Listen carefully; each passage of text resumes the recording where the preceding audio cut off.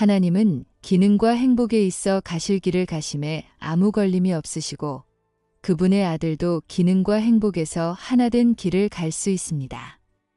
그리고 하나님과 영원히 양립할 존재인 사람 앞에 가로막힌 산, 그 너머에 자유의 행복이 준비되어 있다면 산이 옮겨지는 것을 보는 것은 불가피합니다. 2000년 전 29살의 나사렛 청년이 갈릴리를 다닐 때 고대 근동 사람들은 신들을 종종 지배자라는 뜻의 아르콘이라는 단어를 쓴 문헌 흔적은 여럿 있습니다. 예수도 그 세상의 임금을 아르콘이라고 표현하였습니다. 또 그들이 자신들을 신들이라 하므로 나는 너희에게 참된 신이 어떤 분인지를 알려야 한다고 말씀하기도 합니다. 예수는 그러한 참 하나님을 알리는 일과 병행하여 계몽한 단어가 있는데 하나님의 아들입니다. 그러니 하나님을 인류의 아버지로 계몽한 것입니다.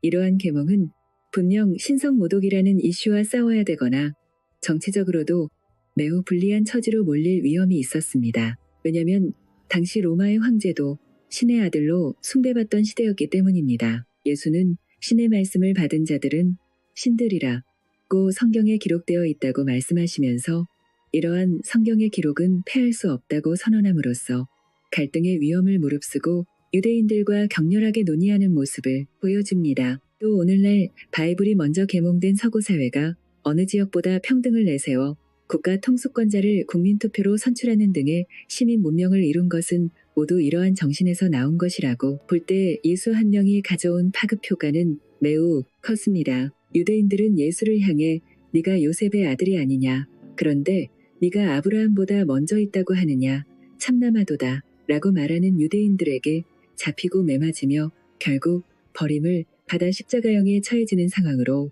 치닫습니다.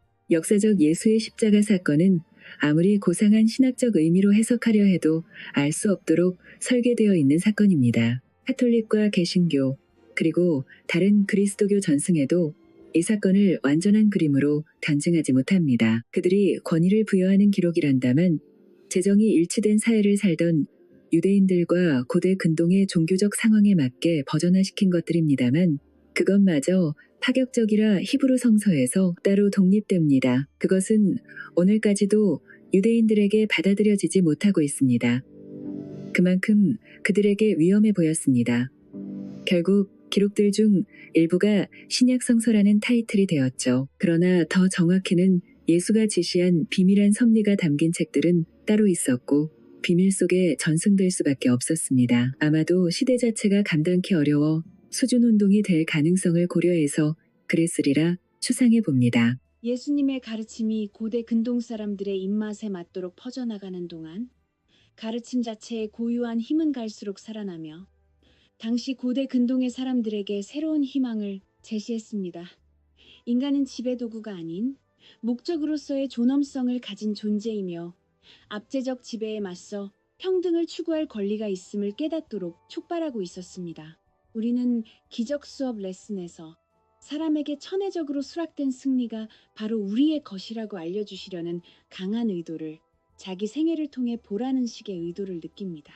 우리가 만일 이 의도에 확실히 부응한다면 사랑의 현존을 자각하는 빛이 터져 나올 것입니다. 두려움이 있다고 해도 성령은 우리의 용서를 갖고 그것들을 부드럽게 치워주실 것입니다. 인간의 문명은 확실히 고대보다 더 들어올려진 평등의 깃발 아래 날로 발전했습니다. 그렇지만 아직도 현대 역사는 인류가 단결과 연합에 미성숙하다고 보고합니다. 사회주의가 그렇고 민족주의도 마찬가지고 지금의 자본주의마저 이 기치에 도전받고 있죠. 우리 마음은 신적 질서를 반대가 없는 한 통합으로 인식하는 데 실패하는 것은 이유가 있습니다. 몸으로서의 자아의식은 법을 만들고 종교를 만들어 문명의식으로 성장해 왔습니다만 아직 에고가 뭔지 알기엔 이제 눈뜬 아이 같다고나 할까.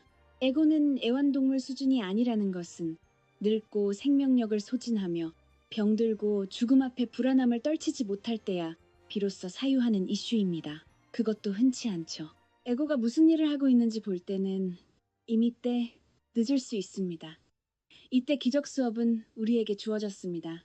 위대한 붓다도 마라의 지배자를 다 극복하고도 이제 궁극적 자유의 문 앞에서 마지막으로 극복해야 할 가장 강력한 존재와 맞닥뜨리게 됩니다. 그것은 그가 마주한 바로 그 자신의 정체성의 비춤이었습니다.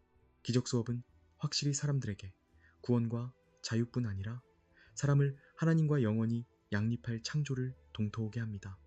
이 복음은 확실히 오류의 지배를 무효화시키는 장엄한 승리를 우리들의 정체성에 대한 진리의 모습 속에 드러내주는 복음입니다.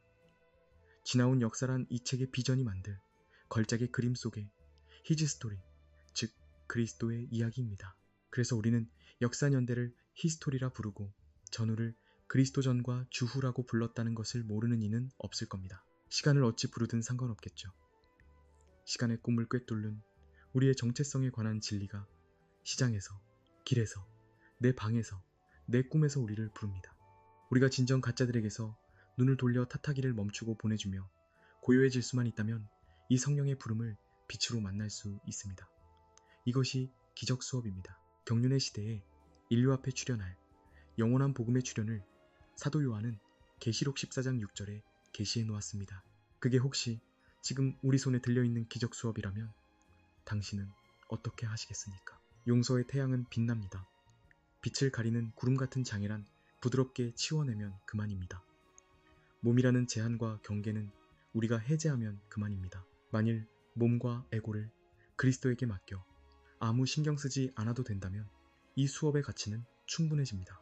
그리고 이 수업의 훈련으로 내 형제를 제한된 경계에서 풀어내는 것이야말로 우리가 해낼 수 있는 가장 멋진 일이 아닐까 생각해 봅니다. 이제 우리는 알았습니다. 고대 신들의 압제로 신음하는 인류에게 승리를 안겨다 주신 그리스도는 이제 바야흐로 인간에게 제한을 설정하는 에고로 부터의 자유를 안겨다 주실 뜻으로 마음의 문을 두드리고 계시다는 것을요.